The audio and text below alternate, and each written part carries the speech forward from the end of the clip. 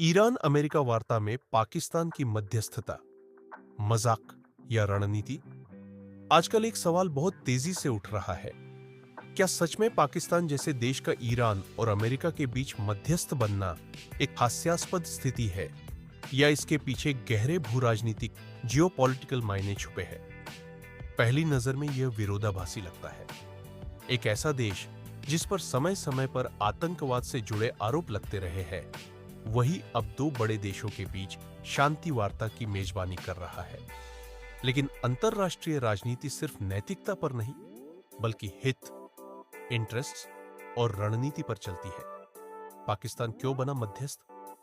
तथ्यों के अनुसार पाकिस्तान ने खुद को एक मध्यस्थ के रूप में इसलिए पेश किया क्योंकि उसके दोनों देशों अमेरिका और ईरान से संवाद के रास्ते खुले हैं। ट्रस्ट फाइनेंस पाकिस्तान की सबसे बड़ी चिंता यह है कि अगर यह संघर्ष बढ़ता है तो उसका असर सीधे उसके अपने देश पर पड़ेगा, जैसे आर्थिक संकट, तेल आपूर्ति में बाधा और सुरक्षा खतरे। इसलिए उसका उद्देश्य शांति स्थापित करना जितना है, उतना ही अपने हितों की रक्षा करना भी है। क्या यह सच में शांति प्रयास है? हाल की रिपोर्ट्स बताती हैं कि पाकिस्तान में अमेरिका और ईरान के बीच बातचीत तो हो रही है, लेकिन दोनों देशों के बीच भरोसे की कमी अभी भी बहुत ज्यादा है। रॉयटर्स अमेरिका एक तरफ बातचीत कर रहा है, वहीं दूसरी तरफ सैन्य दबाव भी बनाए हुए है। The times of India. इसका मतलब साफ है, यह सिर्फ शांति मिशन नहीं, बल्कि निगोशिएशन प्लस प्रेशर स्ट्रेटेजी है। क्या पाकिस्तान भरोसेमंद है? यह सबसे विवादित सवाल है। कुछ लोग मानते हैं कि पाकिस्तान की भूमिका सिर्फ एक प्लेटफॉर्म देने की है, जबकि आलोचक कहते हैं कि उसकी अपनी छवि और अतीत उसे पूरी तरह निष्पक्ष, न्यूट्रल नहीं बनने देते। इसलिए इसे विश्वसनीय शांतिदूत कहना आसान नहीं है। क्या यह अमेरिका की चाल हो सकती है? अंतरराष्ट्रीय राजनीति में यह संभावना हमेशा रहती है। अमेरिका अक्सर बातचीत के साथ साथ दबाव और रणनीति दोनों का इस्तेमाल करता है।